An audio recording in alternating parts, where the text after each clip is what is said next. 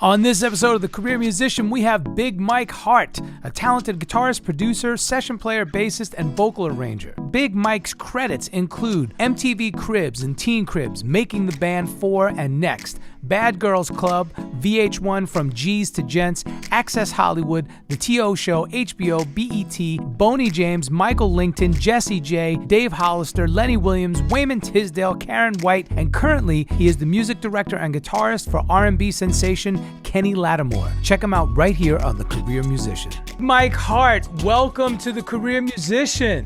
Man, so happy to be here, brother. It's a pleasure. Absolutely. The pleasure is all mine, and I'm so glad to introduce you to the career musician community and to call you a fellow career musician.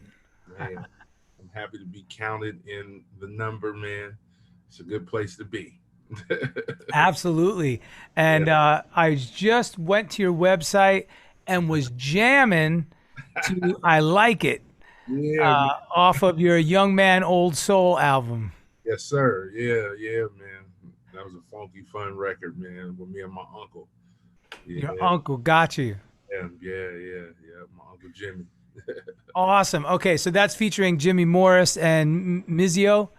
Yeah, Mizio on the saxophone, man. He's a Sacramento horn hero, man. So he came in and blazed it. So instead of saying Maceo, we call him Mizio because his name is John Mizzatani. And yeah, man. So we say Mizio on the horn. Mizio, I love it. Yes. Don Mizzatani. Now that sounds like a real Italian name. Yeah, he's Oriental, man. That's awesome. Yeah, and killing. He's so funky, man. That's beautiful, man. Yeah. Beautiful. All right. So first of all, you're calling us from the road somewhere. I think you're out on tour with Boney James. Is that right? Yeah, man. Yeah. Literally checked into the hotel. We just got to Fort Wayne, Indiana, and we play tomorrow night. Just drove in from Cleveland. We were in Cleveland last couple of days, man. We're in Ohio just overall for the past week or so, and we had 2 days off in Cleveland, man. So yeah. Nice. I know that groove all too well. I've been all over the country doing that. So first of all, I want to start right there, actually. Excuse me.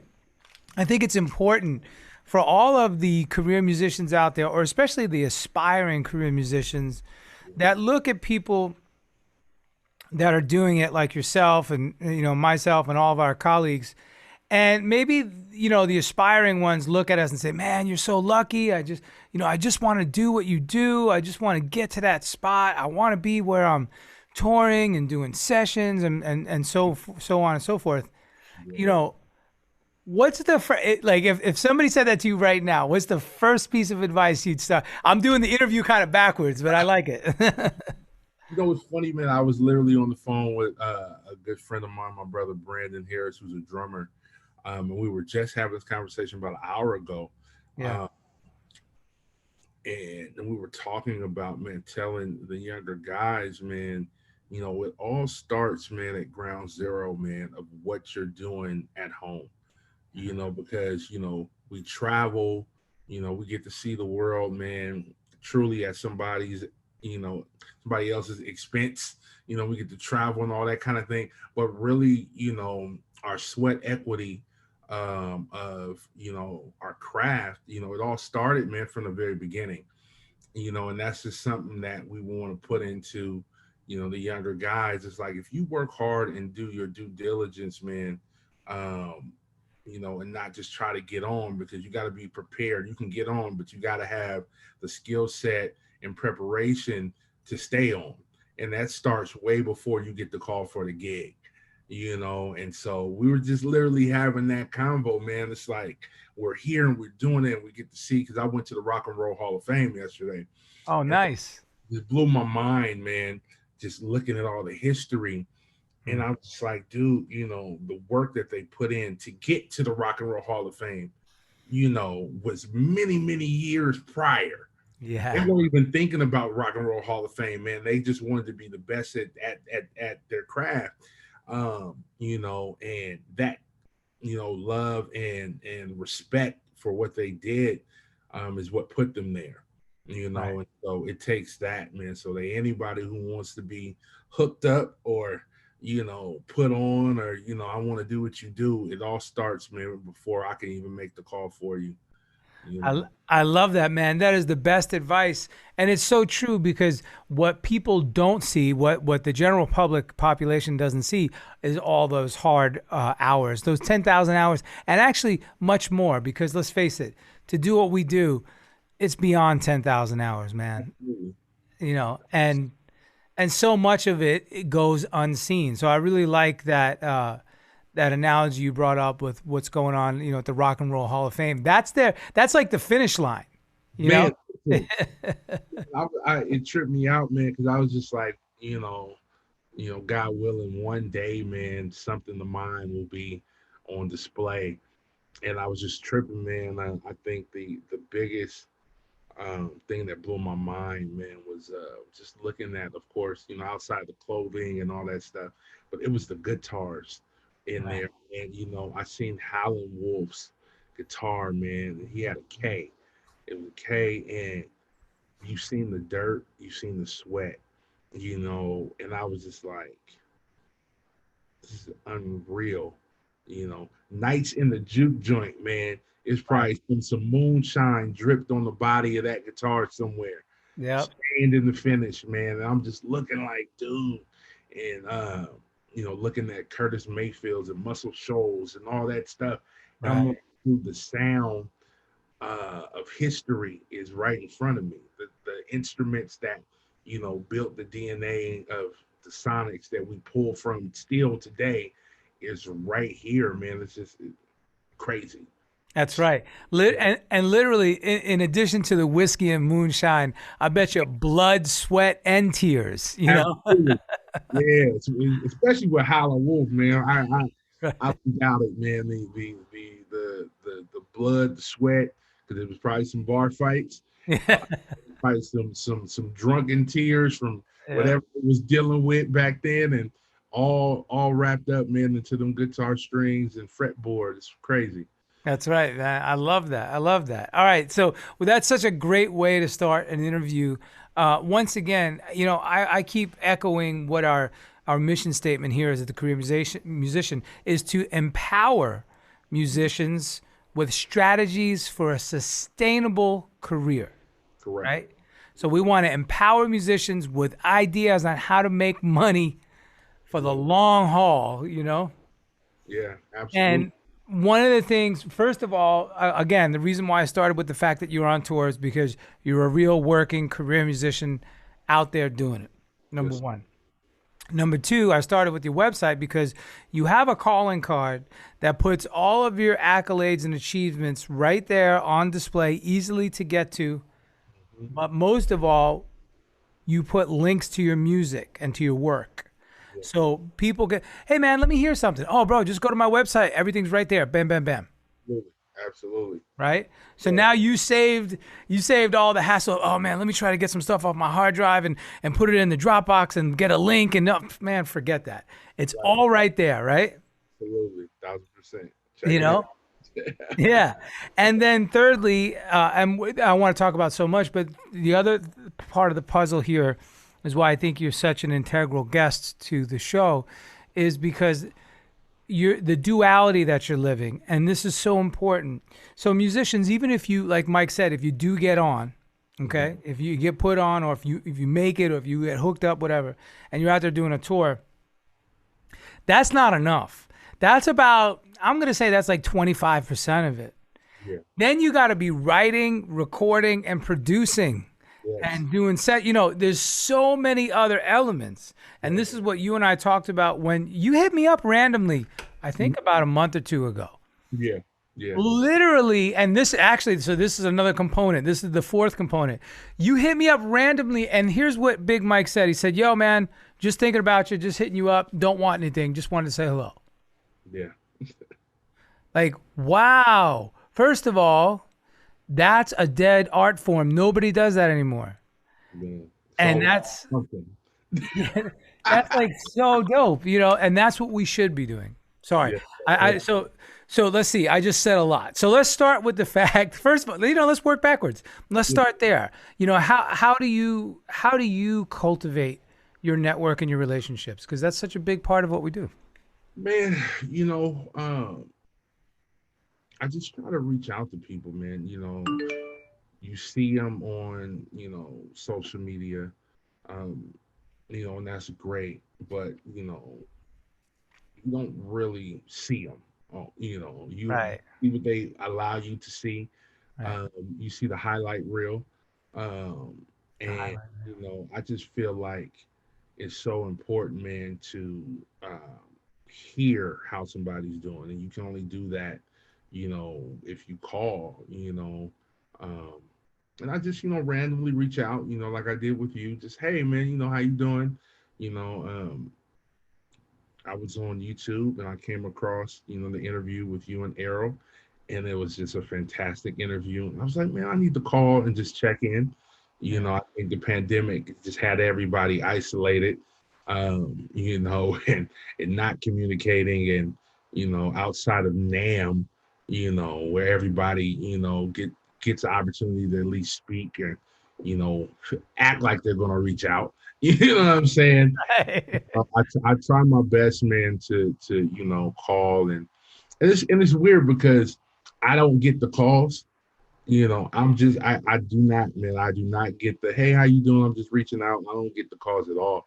But I just try to make it a reflection of who I am, and just to check in, because I'm very much an introvert, and I don't really go out. I don't do any of the jam sessions, none of that. I'm just not into that. Yep. um, I appreciate the fellowship, but I'm not into the head hunting or showing off or none of that. It's just Right. never been my thing. I let those guys who do that best do that. So I just choose to say, hey, let me reach out to them, and how you doing? And sometimes it's returned, sometimes it's not, but I don't change who I am nonetheless. So yeah. Okay, so great things to unpack right there. First of all, I love the fact that you mentioned reciprocation, man, because it's so interesting. I always felt like I didn't get those calls either, but I have to say lately I've been getting a few more of them, or texts or calls or emails, and it's great. And honestly, I got one from you, so that's awesome. So, I appreciate that. But I also identify with the fact that you say that you're an introvert. So as creatives, I don't know. I think there's either warring, philosophies that live in us, because sometimes when we're on stage, we're very extroverted, right? Or if we're in the studio working on a jam, we get excited. We become very extroverted. Absolutely. Yeah. But as creatives, I think by nature, there's a part of us that is very introverted, you know? Absolutely. Absolutely, man. I didn't have a Yeah. lot of friends growing up. I didn't really do, you know, too much. And I had a big family, a lot of cousins, but I didn't just, I wasn't I became more sociable in high school, but even in that, I was still, I didn't go out to parties. I didn't do none of that. I can count on one hand how many football games I went to. I joined the band. I started off in football, quit, and joined the band. Actually, a good decision, because most high school football players aren't in the NFL today. So, so yeah, I feel like I definitely made the right choice. But yeah, man, it's just always, I've kind of been a loner, man, or just more focused than I was to do, you know, bringing a CD back when we had CDs, Right. I would be burning, a new track idea I did at home, or Right, something right, like that, because I was just in my room trying to figure stuff out, so yeah. right. I love that. I love that. Now, the other thing that you said there, I want to talk about, I feel the same way. I was never the flashy player, the show off, like, look at my chops. And so I can identify with you there. I do feel like, and again, this is not a put down, and you said too, the people that do that, they're great at it, and let them do that. I do think society today, the way social media is set up, the way the platform itself, Yeah. it obviously it caters to that. And I know a lot of us musicians out there can probably identify with this. Maybe you feel like the same way what Mike just described he feels, where, you know, oh man, that's just is not my style. It's not what I do. I don't just show off on YouTube or Instagram or TikTok. And I really want to bring that to the light, and I want to address it, because first of all, I want those out there listening to know that you're not alone. Right. If you feel like that, you're not alone. Clearly, Big Mike feels that way. Clearly, I feel that way. And if there's one or two of us that feel that way, rest assured, there's lots of others. Absolutely. You know, so yeah, I mean, what's your take on that? You know? Yeah, man. You know, I just say, man, you know, do your thing. Don't feel pressured, you know, to do 40 takes to get the perfect Instagram reel, you know, because that doesn't determine whether you're qualified for a gig or not. That's Because right. we don't know how many takes it took for that person to get that perfect take. You know, I would just say, man, you know, just do your thing, you know, develop your style, develop your, you know, walk in your gift, you know, understand what you're comprised of. Don't be afraid to learn from other people. You could always pull stuff from different people, but you know, don't, you know, be a leader, you know, while, you know, pulling from, you know, different things that, you know, can, you know, help build who you are, you know, as a musician and player. As far as just the social media aspect of it, you know, learn how to use it to your advantage. Um, and yeah, man, you know, hell, just post what you want to post, I love it. you I know, love it. yeah. I love it. All right. So now moving on to the next thing that I brought up, we were talking about producing, and I said to you the other day on the phone, I said, so what's keeping you busy lately? Where's your focus? And you were like, oh man, producing, you know, writing and producing. And like I said, the gigging aspect or getting on a tour, that's only a small percentage of it. And if you're not, what I always say is if you're not building your catalog, right? Your body of work. What's your body of work? Your body of work is your IPI. What's your IPI? I drop these terms on purpose because I want listeners to get used to it. Intellectual property, right? Your IP rather. IPI is your number Yeah, yeah. that identifies you with your PRO. Sorry. Yeah, yeah. Oh, right. All right. So, but that's a whole nother topic. But intellectual property, building your catalog, your body of work. You know, you like I said, go on your website, which is just bigmikehart.com. You have lots of material up there. And if you go to your Instagram, you can see all the things you're doing in the production world. So talk about that. And I also wanted to address your studio, RSE, and also Big Bangs. So Bigs and Bangs. So I know I said a lot. So now it's your turn. Yeah, man. You know, production, it's crazy, man, because um I look at myself as a producer first. And I say that because, you know, although I'm a guitarist and, you know, I've been blessed to do it on a professional level, um, I also know there's guys who just live and breathe guitar only. That's all they do, and they are just phenomenal at it.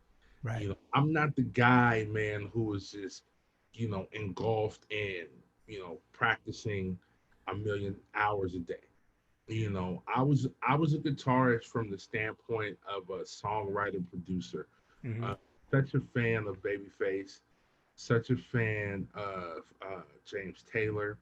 You know, so as a producer and a guitarist, I write from a very acoustic standpoint, and I'm a huge. It's funny because I don't know if people get this when they see me or hear me, but I'm a fan of country as a songwriter. Huge country fan, man. A lot of my production, whether it's R&B or anything, is from a country standpoint. Right. That is it'll trip you out if you ever hear, well, how did you know, get this or get that? If I said, well, I was in this mode, it might trip you out to see how I got, you know, what I, you know, my finished product, where it really derives from. But yeah, man, production, man, is such a part of who I am as a guitarist, because I think it allows me to have a strength in a band from a parts standpoint, because I understand how to play parts, which is so huge when you're in a band because That's you know right. a song is comprised of parts, and sometimes when you're a I don't want to say social media musician, it's just you, and you don't always understand how to play your part and be the piece to the puzzle to correct to make the picture. Hmm. But doing that, man, has helped me tremendously because it allows me to really, dissect parts when I'm learning songs, to understand how important it is to do your part within that record. Don't, embellishing, improvising is great when it's called for, but when you're playing a song or dissecting, to be able to have that ear to really hear, and how to apply it. Being a producer gives me a different, I think, swag and a different approach to the stage, man. So uh, production to me is everything, man. It's just I think it's just the creative side, and I've always wanted to be the person because as much as I like gigging, I get the rush from the fans and touring. I think I've always wanted to be the guy to give you the record to learn, not the guy learning the record, That's right. because that check stops, when the tour is over. But that residual from the pro with the song being registered with the IPI, which is another thing that we were just unpacking, That's when that kicks in, that's mailbox money. It's that's right. stuff when you're sleeping, that check is still rolling. Granted that you're getting your writer's credit and all that kind of stuff, and the That's right. work is the paperwork is done correctly. Um, but yeah, I just always wanted to be that guy, man. Who could do both. But my love is in the studio. Well, I think you've definitely accomplished it. Again, I think that's why you and I hit it off because we approach it from the same exact perspective. I started off as a guitarist, but I knew I was so much more than a guitarist, like you said, Absolutely. and being a producer and a composer and a songwriter, those are all the elements that I think, really caught my attention, and in this case, our attention. Yeah. And I like the fact that you identified, again, this isn't a put down. If you're a social media, as you said, a social media musician, if you're an influencer, let's call it an influencer because I believe that's the term they use, right? Yeah. And let's say you have anywhere from 100,000 to several million followers. Mm-hmm. If you have achieved that, that is a huge accomplishment. So Mike and I are not putting that down at all, right? Yeah. That's a huge feat in and of itself. But that's in a different lane than what we're talking about here. Right. And you even set it up. You said, listen, if you're doing it in that influencer setting, typically, not always, but typically, you're playing in a solo setting, Yes. right? So you're Yeah. not thinking in a band context. Absolutely. Right. Right. I want to reiterate these things because I think it's so important for the upcoming generations to hear it. You know, Yeah. No, and like you said, that is an accomplishment in itself. Because I don't have a million followers. right? Neither do I. I mean, that's a different thing, man. And I commend them because it's work. That's It's right. work. And there's people making a incredible living off of it. That's right. There's guys who are just incredible teachers. Their skill set, but they shine their gift and their purpose. Is not necessarily to be within a band setting because in order for their gift to be maximized, a solo setting is better for them, and they're able to teach a skill set that great career musicians who may not be personable enough to be teachers, they fill that gap, they fill that void. So yeah, it's never a put down, man, because there's a place for everybody and it's all needed. Because although I'm on the stage, if there's something that I don't know that you can teach me, trust and believe you have a customer or a student, rather, who's going to be very appreciative of you filling that void because I needed that lick, or better understanding of how to make that lick usable and interchangeable for different settings and modes and all that stuff.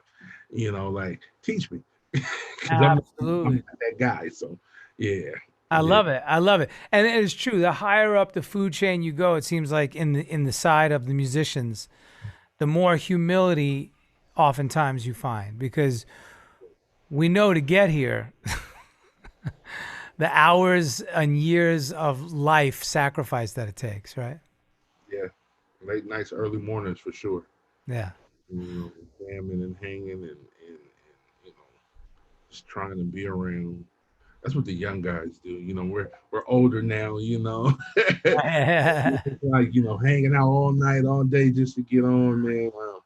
It definitely does take that to build the network That's that later on use at your leisure. But it takes that, man, because you want to be known, you want to be seen, you want to get to know who the cats are, and it definitely takes that sweat equity, man, and time to build that and get to that. So That's right. I love that term sweat equity because it's so true, man. It's so true. Now, I love how you and your boy set up your company, Bigs and Bangs. right. So talk to us about that, your production team. And I have to point this out. Go to their Instagram at Bigs and Bangs. I love this post. It says, Bigs and Bangs, we make music, not beats. Yeah, 'Cause I love it. I must credit my partner, man, Buddy Bangs, to that quote. He's been saying it for years. Yeah. Man, that is my brother. Um, we have been joined at the Hit, man, for many years. We had a high school band. We won Battle of the Bands back in Sacramento. Uh, Nice.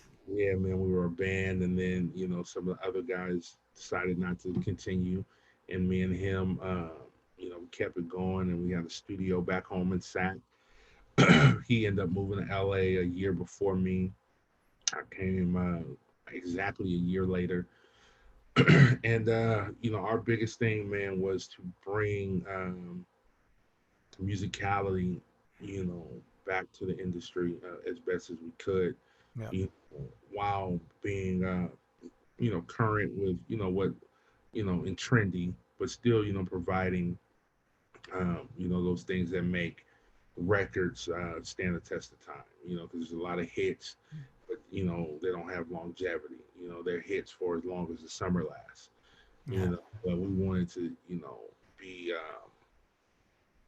the, the the best version of ourselves, but pull from guys like Jimmy Jam and Terry Lewis, Gamble and Huff, Quincy, man, Yeah. just that, and he's a drummer and a piano player.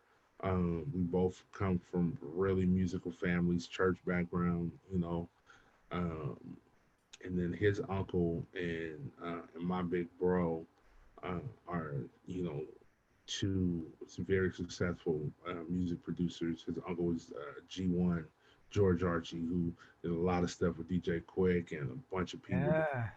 Kelly. I mean, just you name it, a lot of people. And then I came up under Derek Allen, DOA. Yeah. Uh, you know, Love Derek. We had DOA on the show as well. oh, okay. He didn't tell me. I You just got it. You got to check it out. I check it out. Yeah, I literally just talked to him too before we hopped on. Um, but yeah, man, so those guys, not only were incredible musicians, because his uncle toured with Brandy as a drummer, Right. Tracy Spencer, there's a bunch of people, man, early '90s, and of course D that's toured with everybody, from Janet, Lionel, just Bobby Brown, just list goes on, man. So seeing those examples of how you could transition from just being a musician touring to Yeah. creating a career with residual income. Those guys did it at a high level, on both sides. Um, so we had two incredible examples, man, of how to get money on both sides from the studio to the stage. And I think, you know, with that mindset, it allowed us to kind of really understand how to do and what to do in our own way. But yeah, we just had two great examples, man, and along with a host of other people that we encountered along our journey. But yeah, me and Biggs and Bangs, man, we are Jimmy Jam and Terry Lewis, Gamble and Huff, man, and we write all all kinds of stuff, man, and definitely no shade to the beat makers of the world because that's a craft in itself, but we want to be known far bigger than just beats, because we want to bring bridges in and intros, outros, and segues, and beat making. It limits you. It's great. There's money in it, but we're into arranging and scoring. He's big into film scoring. Yeah. Really theatrical stuff, man. He's heavy into that. I'm so into the country and the arranging side of it, man. So we are definitely peanut butter and jelly, man. We go together. Yeah, that's my brother, man. I love that. I love that. Okay, so again, some beautiful things there to analyze a little further.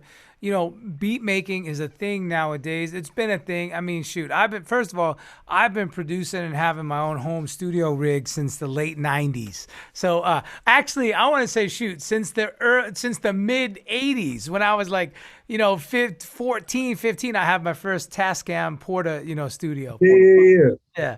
So, I've been doing it for a while. And, especially at the turn of the century from the late 90s to early 2000s, beat making became a thing. And it's like, yo, I make beats and that's cool. But let's not get it twisted, everybody. Beat making is not producing, it's yeah, making beats. It's a part of producing, absolutely, absolutely. you Yeah, know. it's part of the process. That's right. But producing, man, is so much more in depth. And let's not confuse just doing the music in general is not producing. It's a part of it as well. Right. Producing, man, is somebody, man, who sees that record from top to bottom. You know, That's right. Quincy Jones, man, is just the epitome of what a music producer is. And then it became so much more elaborate when you have the guys who started to play everything and could write it and could see the record through and understood the mixing side of it, who understood the sonics of how you wanted it to feel. I want this Yep. texture, I want this color, I want this warmth, man. When you dive into, guys like David Foster, you Mm. know, it's Yep. it's stuff like that, man. Guys like that, man. Writers Diane Warren, man. I'm a fan of that style, that type, because we play their records still 20, 30 years later. So it's a testament to their skill set, and I want to pull from that because that means I'm gonna have longevity. Because there's a lot of beat making producers that we don't talk about today. That's right. We don't hear today, and it's no shade to them because they made a lot of money at the time, but they're we're still talking about David and Quincy and Gamble and Huff, and that Philly sound is crazy. You know what I'm Right. saying? It's That's right. crazy. Well, and what's cool, like you say about that, man, you could think geographically, just across the nation. The Philly sound, you had the Memphis soul sound, the Stack sound, you had the Muscle Shoals sound. You had all the. I mean, let's not forget, you had the Chicago, Detroit, you had the DC. Go What's go the stuff. go-go stuff? So I mean, all these different areas had their own identity, right? Yeah, yeah. That's the beauty of it, man. That is the beauty of it, man. You know, everybody has something to offer. You know, Yes. Yeah. and that's what I think the Rock and Roll Hall of Fame for me yesterday put so much in perspective because the inductees, man, people from all walks of life, Mm. and their music was so transparent. And I think that was the biggest thing. There was so much truth and vulnerability in the records, and people really left it on the stage and really left it in the booth. Man, they gave their all, and you see the history of what it means to be. transparent. You get to see, um, these people be rewarded for being honest and being Right. truthful. Um, it's just unreal, unreal, man. Uh, I was tripping because I was looking at Kurt Cobain's strap yesterday, and it was just beat up, broken. The neck was just, I forget what concert it was from. They had it on the video where he had a drill, where I guess he ran the drill all over and they had the drill next to the guitar, and I'm just like, dude, the amount of I don't care. This is what you're going to see. Right. I'm going to do this. I feel like trashing it because that's my emotional state right now. Right. I landed this art because it's art, it's a piece of art. It's a piece of history right here. That's right. Eddie Van Halen's rig was crazy. I mean, you have five EVH cabinets right here, and each cabinet is what 412s. And you're looking like, how much sound really do you need, Eddie? But it was a part of him. He needed that. That was, Yeah. I need to be as loud to tell my truth. Right. This is what I needed. I just need a 410 DeVille. I don't need that. That's my truth. That's all I needed, man. But Yeah. you know, that kind of vulnerability, man, requires a lot of sacrifice.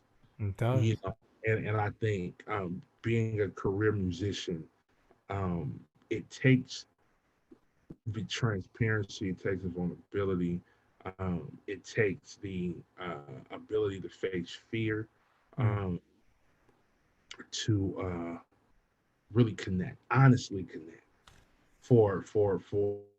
to be a career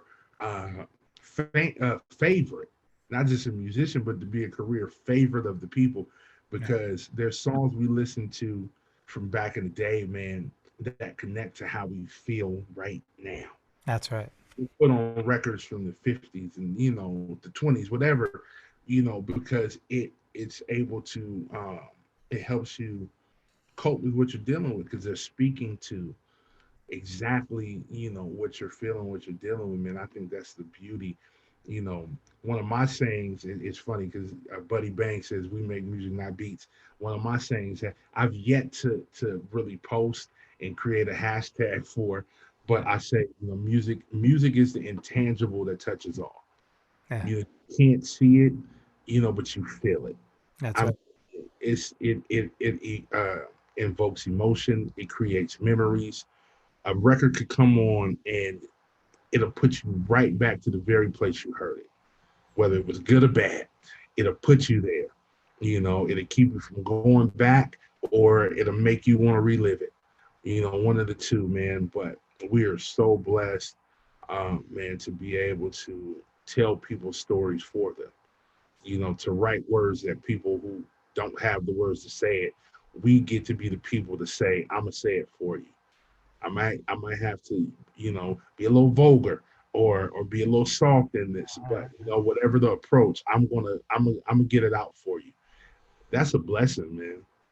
So true, man. I love it. I love the fact that you took time to go to the Hall of Fame. I've been to Cleveland. I can't even count how many times, and I still haven't been to the damn Hall of Fame. So Oh man, I was happy. It was literally 2 blocks from where I was staying. I was yeah, right at the Westin, and yeah, man, I walked right up the street. I yeah, said, I'm going. Johnny Cash's tour bus was sitting right there. 1979 MCI tour bus, J Cash on the license plate.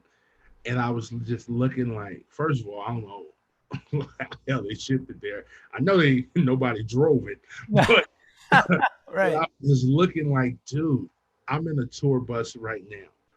Wow, I'm on a tour bus that's going right. state right now. And I get to look at Johnny Cash's tour bus. I'm creating history as I speak while looking at history. That kind of moment, man, that mirror reflection thing that happens is trippy. It's really trippy, man. But you know, you So can't. true. Yeah, yeah, man. So true. I love that, man. I love that. All right. So now that's a great segue, actually. Let's talk about when you are on tour. I always call them the rules of the road. You know, a lot of people, and especially when you're younger, and I understand it, you're young, you want to have fun. Maybe you're fresh out of college. Maybe you didn't go to college. You're just fresh out of your parents' house or whatever. You just like, wow, my first big tour. You know, there's rules of the road. Now they're unspoken. It's Yes, not like no tour manager or band member or production manager is going to come to you and give you a pamphlet of rules. You know? absolutely, But absolutely. believe you me, there are rules. Let's talk about that. Yeah. Well, aside from your gift and being an amazing musician, I think one of the biggest ones is punctuality. Yes. I think, when you're on a tour with not just the people you're on stage with, but when you have a tour manager, TM or a PM, production manager, or your sound guys, when you're fortunate enough to travel with, full production like that, sound and lighting and all that kind of stuff. Um, you know, you have to make sure because it's multiple personalities and Yes.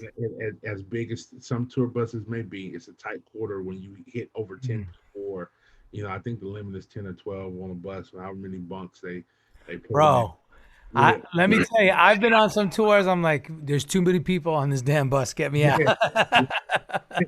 We understand budget, but we need two. Come Right. on, Right. figure it out. We need two. But yeah, man. I think punctuality, man. Be on time. Yeah.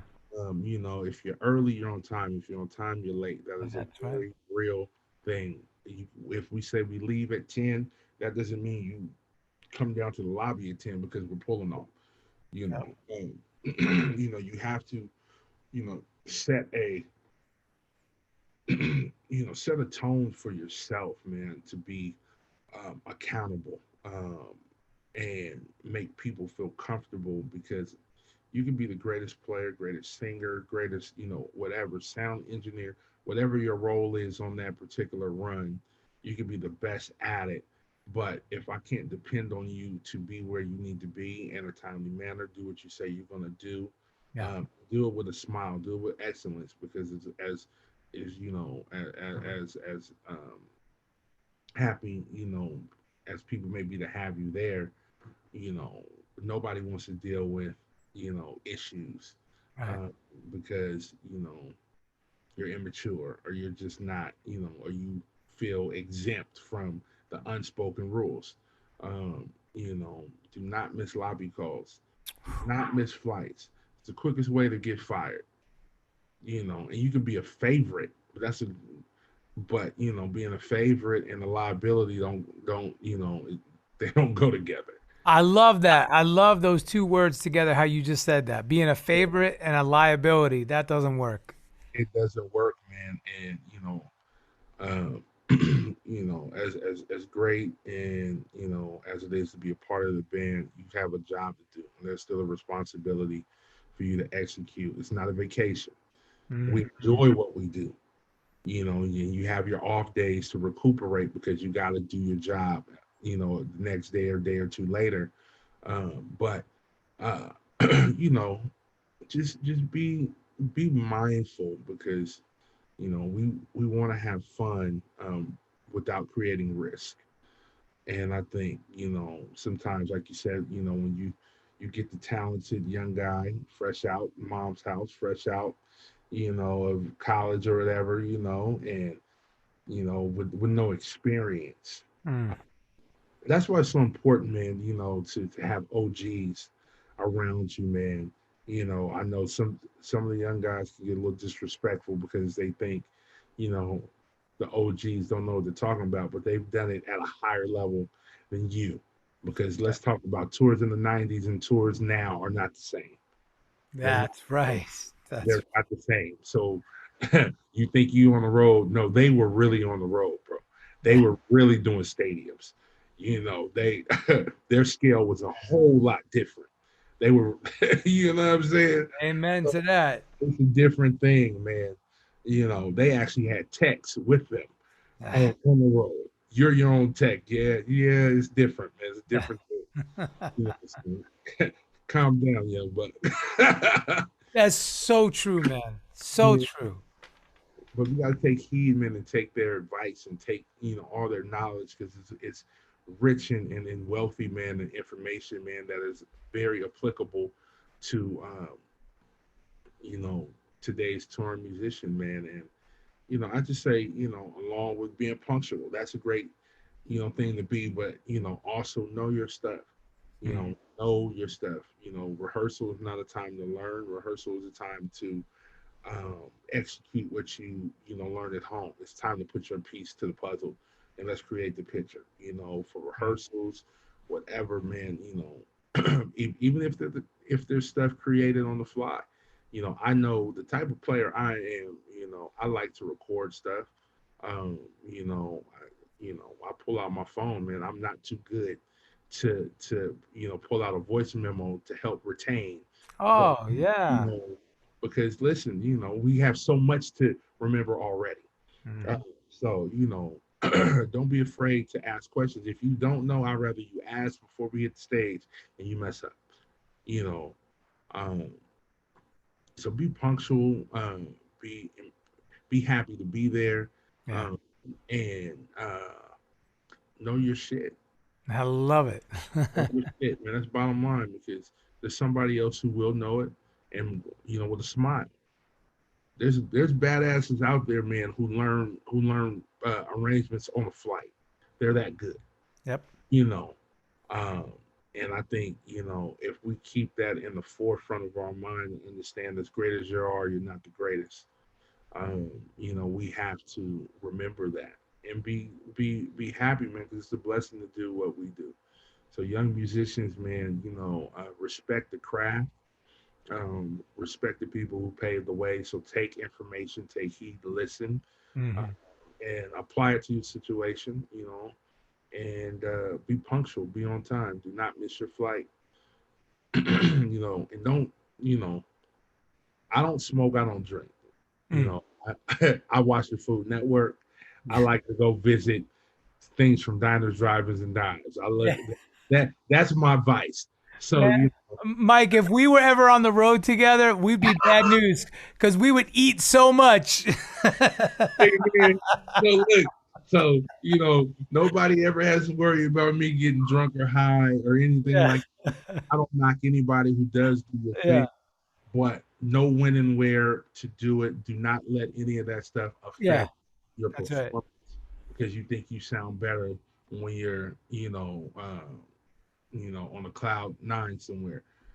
Let Man, and I'll even raise my hand and say, hey, I've been guilty of that. I'm not much of a smoker, but I love drinking, and I've always had an affinity for whiskey or a beer and a whiskey. And man, there's plenty of times when I should have watched myself. yeah, So what Mike is saying is true, and I think even me just admitting that on the show is so important because there's no judgment here. And you just said it.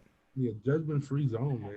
Yeah, but there is something we all have to exercise a very high level of self-awareness, Yes, yeah, you know? And hey, if there's an area where you're falling short, you yeah, should work on it. yeah, man. Please, because Yeah, it's important, man. Because you know, um, word travels fast. It's a big industry, but gatekeepers are small, that's right. and we have to make sure that we represent, um, ourselves at the highest level because we have to, as musicians, um, look at ourselves as a brand. Hmm. So you are a brand, That's right. and we want people to, hire us, as much as we are available. We want to be in demand. You lightweight want to be more in demand than you are available because you're that good. That's You right. and That's right. when people talk about you, it's like, yeah, I went to this restaurant, the food was amazing, but the service was horrible. Ooh. I went to this restaurant and the bathrooms were dirty. You Ah, know, You want to be up to code in all areas. You don't want anybody to say you were the greatest musician they've ever heard, but you were a pain in the ass to work with. You know, you don't want that, man, because that is counterproductive. You know, because it's like you'll end up being the greatest musician at home, getting rusty because you're not working. That's right. So you got to just take account of all those things because it all works together. It's not one thing in this career field at all, and that's in anything, whether you're on the road or doing the session, whatever. It all works together, man. So like anybody out there, I just say, be mindful and be code compliant, in all areas. Code compliant. I like it. Man, in all areas, man. That's the best way to put it. I love that. I always ask my guests, any words of wisdom, and I think that's the perfect word of wisdom right there. Be code compliant, but everything you said leading up to that is so true. And something else I like to ask all my guests is, I think everybody has a somewhat different definition of this, but I think they all lead to the same road, if you will. How do you define success? Um, it's funny. I heard you ask Arrow. Yeah. I was like, that's a great question, man. Yeah. Um, you know, it's crazy, man, because I say, if you're happy, and you're making the living that you're okay with, because everybody's not going to be a $1 million, person in this industry. Uh, You're just not. As much money as it is to go around, yeah. not gonna, it's just not going to be. But you know, I was out. I was out with Karyn White. Mm. I don't know, 10 years ago. And Classic singer, man. yeah, Classic. I love Karen, man. And we did like 2 years back to back, and we were in Japan, and we were just having a conversation. And she was telling me one time, she was like, you know what? You don't need everybody's audience. You need your audience. You need a niche audience. And there's millionaires right now with 10,000 fans. Hmm. There's millionaires with 1 million fans. And it's like, do you get the $100 or do you get the $1 per, $1 million person?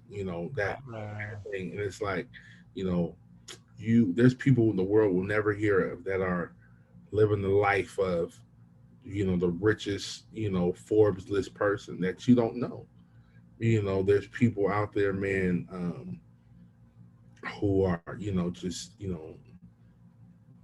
extremely not even rich, wealthy. There are a lot of wealthy people, man. Monetarily, and family, everything. And with their core followers. Yeah. So whoever your core group is, that you're happy with, and you have a sustainable living, you are successful.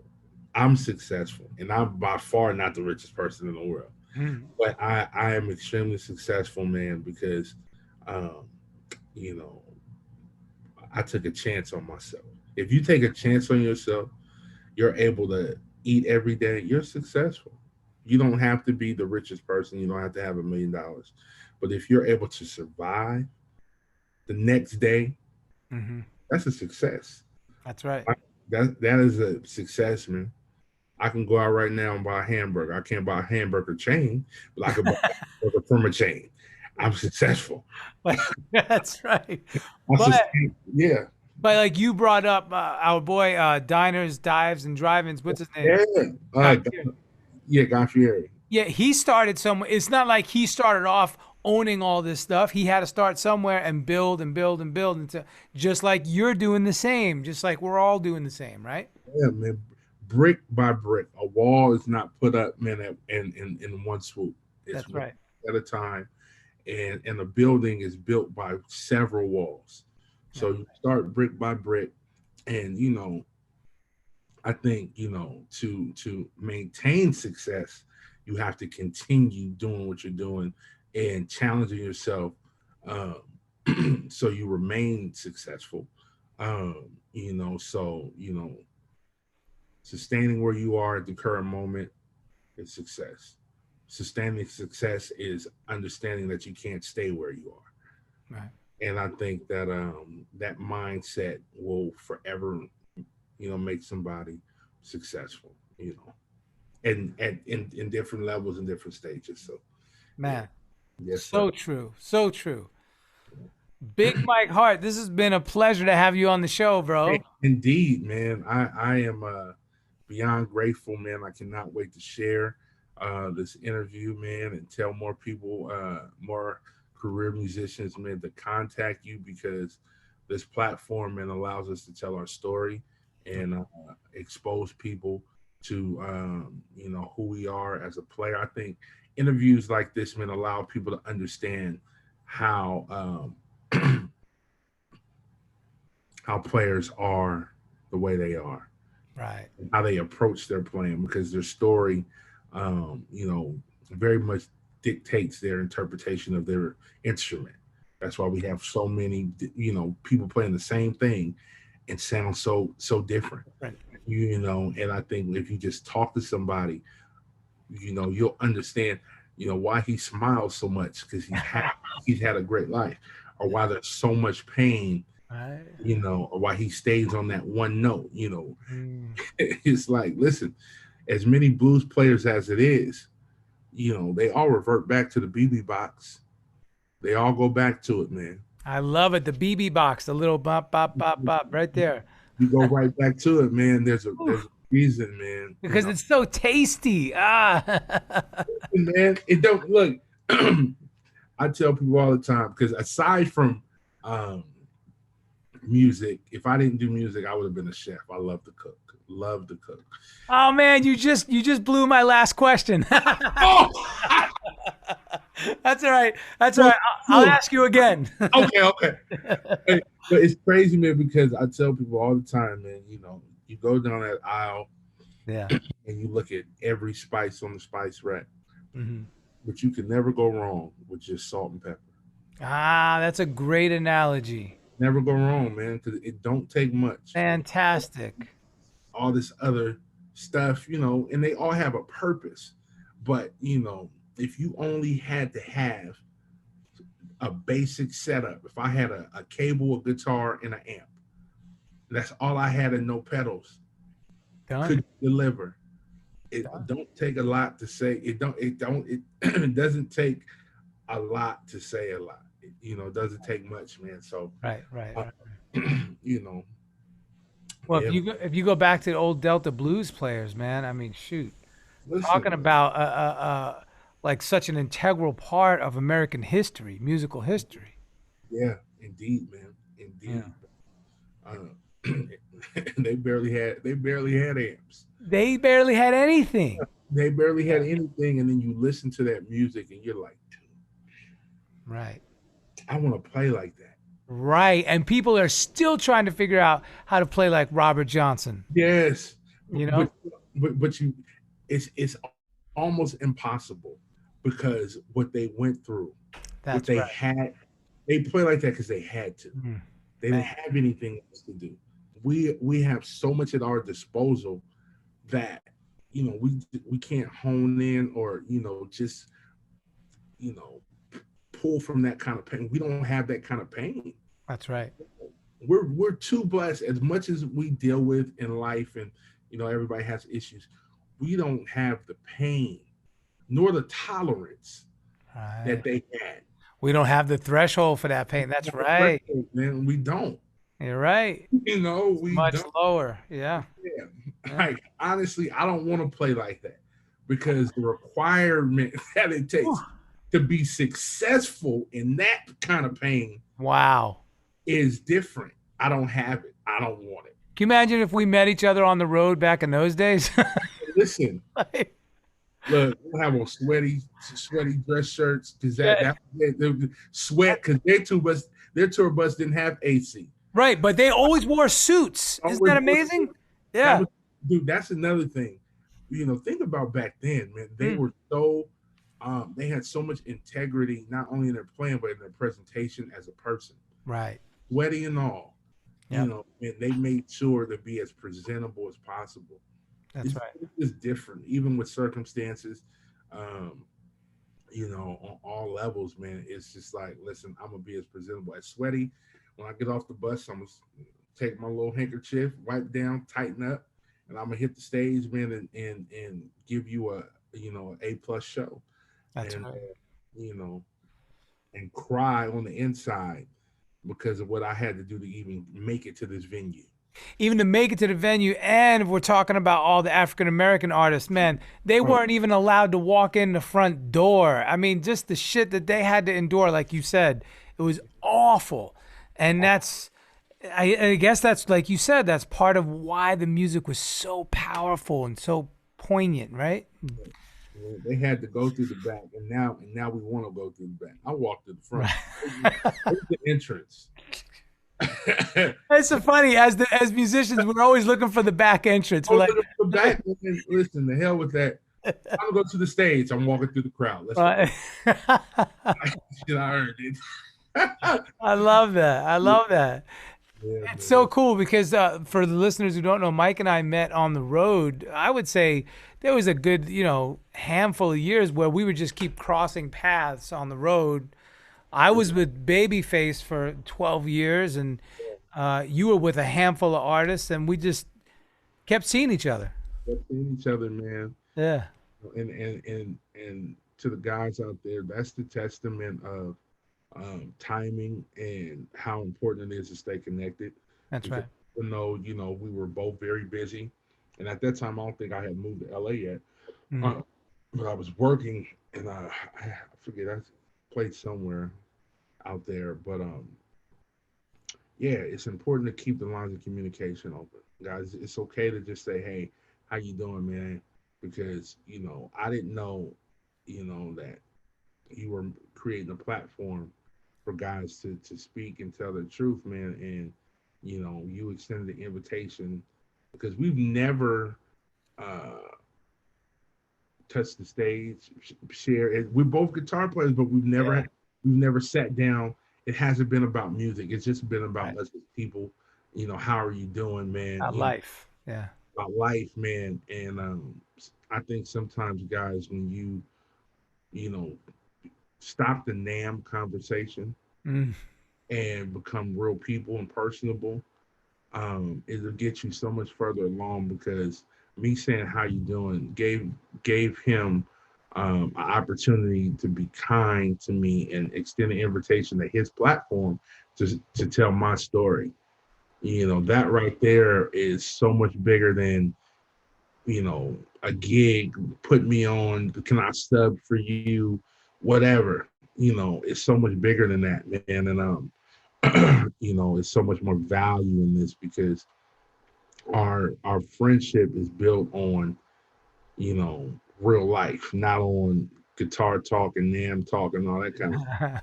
It's bigger than that. So then when we see each other at NAM, we can really be like, "What up, bro? What's happening?" Yeah. Not just some BS conversation. Can Yeah. you introduce me to your rep? You Well, know, it's funny because I'm a New Yorker. I'm a Cuban Italian New Yorker, so there's no bullshit with me yeah, straight to at the all. And yeah, I recognize that in you, and I like that. A lot of the people I know from the Bay Area and Sacramento and everything. You guys are very much like the East Coast, just on the West. yeah, No bullshit. no, You know. straight no chaser, man. Yeah. Because we like real people because we're Yeah. real people, and and that's rare in this industry. It's on all sides. Not just Well, that, players, yeah. managers and artists, and it's just rare, man, to find genuine people. People are only as real as uh, the opportunity that you can provide them with. And once that run is over with, you stop hearing from people, Hmm. all that kind of stuff, man. And you know, it's hard to find a real friend, a real brother, real sister in this industry. When you do, man, you value those relationships because um, the longevity of those extend far greater than a career does. So, That's so true. When the tour is over, you know who your true friends are. absolutely. Because oftentimes when the tour is over, you don't hear from cats, and then you're like, okay, Yeah, you don't hear from them, man, and yeah, we have to change the narrative, and we have the power to change the narrative. Doesn't mean you got to be the best of friends, but when you just check on people, man, that's a personable skill set and a lost art that we have to implement because the industry itself already throws you away. You right. know, we have to become our own friendship union, if you will, and be accountable and responsible for your brother and sister next to you. So yeah, true, yeah. so true. All right, brother, you ready for some rapid fire? Let's do it. All right, here we go. Top three artists in your playlist. Oh, Prince, James Brown, me, I love it. Nobody's answered with that. I love that honesty. Instrument you wish you played. piano, Favorite food or restaurant. beef stroganoff. Beef stroganoff. That's it. That's one I haven't heard yet. And I went to a German restaurant in Cleveland and had authentic beef stroganoff. It was Wow, unreal. It that's was, awesome. it was amazing. Favorite city. Whoo, city. Shoot. Uh, can I say it's South Africa. It's out the country, not even city. Right, right, Just right. South Africa. I'm gonna move there one day. Cape Town, Johannesburg, Durban, Pretoria. Pretoria. There you go. Yeah, Beautiful. yeah, Man, see? yeah. Last concert you attended, but you did not play. Well, I went to an open mic last night in Cleveland. That counts. Your friends would say you are um, hard. hard. I like that. Yeah, I that's like friends, family tell me I'm a hard critic. I'm very difficult. Yeah, That's good. yeah. Favorite decade of music. Woo! 70s. Yeah, me too. Bro, you mentioned Curtis Mayfield. Come on, dude. Man, his telly was so funky. I wanted to take it out the glass yesterday. I, Nasty. yeah, Nasty funk. yeah, Ugh, dude, I want it. Yeah, man. Hidden talents. cooking. I like it. What Yeah. entertains you? As entertainers, we entertain people, but what entertains you? Oh, um, as of now, um, Audible, reading, listening. I have so many Audible credits. I'm getting booked by the week, man. Yeah, Audible. Love it. I'm the same way. I love that app, and I do it when I'm working out or walking or whatever, driving. Yeah. Yeah, Or if you're on tour, that's perfect. Yeah. yeah, yeah. I'm like Yep. downloading stuff constantly. Yep. Yeah. Speaking of tour, name three tour essentials. Can't leave home without it. Uh, plenty of draws. Clean undies. Plenty of undies. Um, phone charger Yep. and portable studio setup. Love it. So get you a mini interface. UAD just dropped a new series called Volt today or yesterday. Wow. Yeah, man. So they have a budget friendly setup. It's the Volt series. So anybody, because I have all of UAD racks. I'm a I'm a Universal Audio head, Yep. family plugins. But Same here. anybody who wants to travel without spending over $500, you can get their Volt series now. The lowest will start I think 175. A one channel. It's crazy. Yeah. That's So killer. I'm looking at it now. Universal Audio Volt 476 USB-C audio interface. yeah. So that has a built-in 1176 in it. Crazy. Come on, you can't go wrong with that, folks. Oh, another tour essential. Save your per diem. Oh, dude, come on. I'm sorry. Can you say that again? Save your per diem, guys. Save now. I don't know everybody's per diem limit, but if you can, yeah, be mindful. Bring that money home. Those That's right. it's disposable. No, to save your per diem and bring it home. You'll You know how be many times I brought per diem home and was able to buy groceries for the whole week for the whole family? absolutely, You know? absolutely, man. Yeah, That right there is imperative. People don't tell you that. that's a good one. Hey, last two questions. Dream collaboration. Ooh, dead or alive? Dead or alive, I don't care. Prince. That's an easy one for sure. 1,000%, man. And finally, now you already gave it away, so maybe I don't know if you have another one in there, but what would you do if you weren't a career musician? Ah, chef, man. Michelin star. I almost went to culinary school and still Wow. may, I still may do it just to be accredited, But yeah, cooking, man. Cooking. That's awesome. Now, I have to say, my father was Cuban. He's from Cuba, and his grandmother taught him how to cook. I learned how to cook from him. I learned all his recipes. Best coffee in the world is in Cuba. That's I right. man, yeah, best coffee, man. That's Yes. right. That's right. Well, see, man, we got to get together and we got to make some music and some food. Yes, absolutely. Yes, because I want a real Cuban sandwich from you. Woo. Hey, I when I went to Cuba right before they closed it back off, and I was there for 10 days. Um, yeah, and dude, it was just unreal, Yeah. real man. And I bought some real um, what's the Cuban coffee, cigars. cigars? But what's the name? Oh, the cohibas. Cohibas. Yeah, Yeah, yeah, yeah. I yeah, bought some real Cohibas, yeah. and I brought them back and sold them at a high price. See, that's a hustler, man. I like it.